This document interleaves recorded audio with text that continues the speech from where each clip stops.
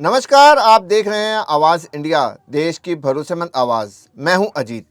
खबरों का सिलसिला शुरू करने से पहले आइए सबसे पहले एक नज़र डालते हैं आज की हेडलाइंस पर। भाजपा का हर छठा सांसद वोट चोरी से जीता, क्या उन्हें घुसपैठिया कहा जाए? राहुल गांधी का बयान आया सामने। तमिलनाडु में एआईएडीएमके के होंगे दो टुकड़े, विजय ने डाली दरार, 30 विधायक टूटेंगे।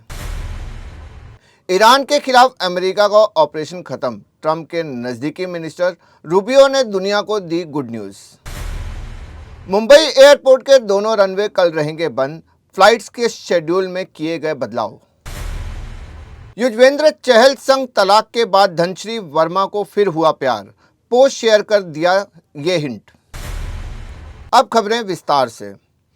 पश्चिम बंगाल विधानसभा चुनाव के नतीजे ने देश के तमाम राजनीतिक दलों को चौंका दिया है। 15 साल बाद राज्य की सत्ता से बाहर हुई टीएमसी वोट चोरी करने की बात कर रही है। इस बीच कांग्रेस सांसद और लोकसभा में नेता विपक्ष राहुल गांधी का बयान सामने आया है। उन्होंने एक बार फिर से बीजेपी पर तीखा हमला करते हुए आरोप लगाया है कि पार्टी का हर छठा सांसद वोट चोरी से जीता है। कांग्रेस नेता का कहना है कि लोकसभा चुनाव 2024 में बीजेपी का हर छठा सांसद वोट चोरी से ही जीता है। यही नहीं, उन्होंने हरियाणा की पूरी सरकार को घुसपैठिया बताया। उन्होंने आरोप लगाया कि बीजेपी संस्थाओं को अपनी जेब में रखती है। तमिलनाडु की राजनीति में इस बार बड़ा उलटफेर देखने को मिला है। विधानसभा चुनाव में एक्टर से नेता बने विजय की पार्टी टीवी के 108 सीट हासिल कर सबसे बड़ी पार्टी बनी है। पार्टी की आज को होने वाली विधायक दल की बैठक टल गई है। सूत्रों के मुताबिक पार्टी के 47 एमएलए में से ज्यादातर टीवीके को सपोर्ट करने की मांग कर रहे हैं। अप्रत्यक्ष तौर पर पूर्व सीएम और एआईएडीएमके के सीनियर लीडर एडप्पा डी को चेतावनी दी गई कि अगर उन्होंने जल्द फैसला नहीं लिया तो 30 से ज़्यादा एमएलए पार्टी तोड़कर विजय को सपोर्ट करेंगे। इस बगावत का नेतृत्व सीवी षणमुगम कर रहे हैं। ऐसी खबर मिल रही है कि उनके घर पर कुछ देर में आईएडीएमके एमएलए पहुंच सकते हैं। समाजवादी पार्टी के राष्ट्रीय अध्यक्ष अखिलेश यादव पश्चिम बंगाल विधानसभा चुनाव नतीजों के तुरंत बाद आज कोलकाता पहुंच रहे हैं। वहां वे तृणमूल कांग्रेस सुप्रीमो और मुख्यमंत्री ममता बनर्जी से मुलाकात करेंगे। यह चुनाव नतीजों के बाद किसी प्रमुख विपक्षी नेता का बंगाल का पहला दौरा होगा। मंगलवार को कोलकाता में प्रेस कॉन्फ्रेंस करते हुए ममता बनर्जी ने खुद इस मामले की पुष्टि की। अखिलेश यादव और ममता बनर्जी की यह मुलाकात सिर्फ शिष्टाचार की नहीं है। राजनीतिक विश्लेषक इसे 2027 के उत्तर प्रदेश विधानसभा चुनाव के मद्देनजर इंडिया गठबंधन को मजबूत करने की दिशा में अहम कदम मान रहे हैं। अमेरिका और ईरान के बीच बीते कुछ हफ्तों से चल रहा तनाव अब एक नए मोड़ पर पहुंचता दिख रहा है। मंगलवार को अमेरिका के विदेश मंत्री मार्को रूबियो ने साफ शब्दों में कहा कि 28 फरवरी को इजरायल के साथ मिलकर शुरू किया गया सैन्य अभियान अब खत्म हो चुका है। व्हाइट हाउस में प्रेस ब्रीफिंग के दौरान उन्होंने बताया कि ऑपरेशन एपिक फ्यूरी नाम का यह ऑपरेशन अब अपने अंतिम चरण को पार कर चुका है। इसके बाद इसे पूरी तरह खत्म कर दिया गया है। वक्त हो चला है एक छोटे से ब्रेक का।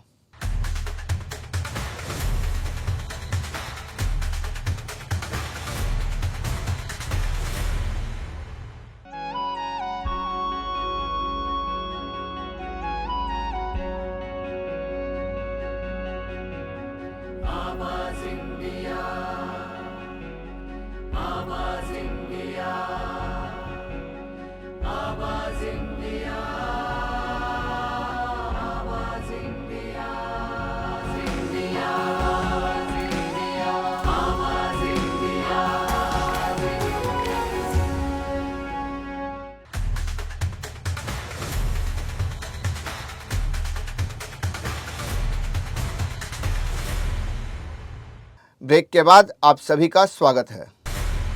मुंबई के छत्रपति शिवाजी महाराज अंतर्राष्ट्रीय हवाई अड्डे पर गुरुवार को उड़ान संचालन पूरी तरह से बंद रहेगा। जानकारी के मुताबिक मुंबई एयरपोर्ट प्रशासन ने 7 मई को प्री मॉनसून मेंटेनेंस के लिए सुबह 11 बजे से शाम 5 बजे तक मुंबई के दोनों रनवे बंद रखने की घोषणा की है।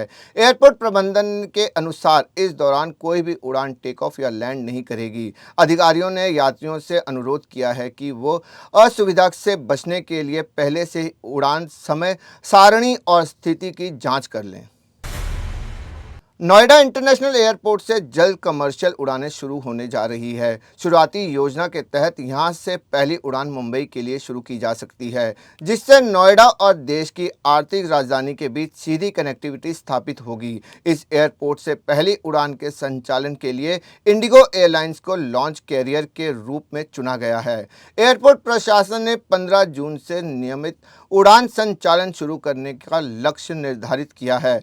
इस लक्ष्य को समय पर हासिल करने के लिए एयरपोर्ट पर सॉफ्ट ट्रायल भी शुरू कर दिया गया है। संभावना जताई जा रही है कि 10 मई से टिकट बुकिंग की प्रक्रिया शुरू हो सकती है, जिससे यात्री पहले से ही अपनी यात्रा की योजना बना सकेंगे।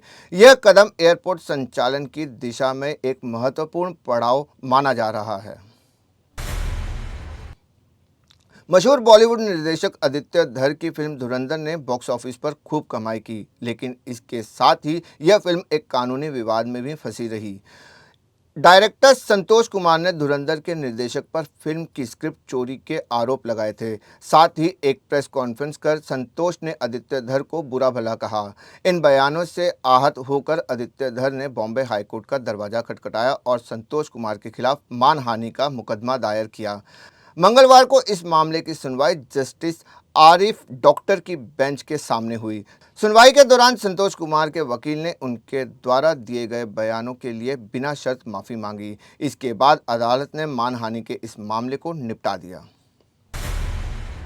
डांसर और एक्ट्रेस धनश्री वर्मा ने एक पोस्ट शेयर कर सोशल मीडिया पर हलचल मचा दी है, जिसे देख ऐसा लग रहा है कि उन्हें तलाक के बाद दोबारा प्यार हो गया है, जिसमें वो अपनी एक फ्रेंड के साथ डांस करती नजर आ रही हैं। इस वीडियो पर लिखा है, मैं फिर से प्यार में हूँ। वहीं इसके आगे लिखा है, मेरी बेस्टी फिर से उन पर नफरत जताने के लिए तैयार है।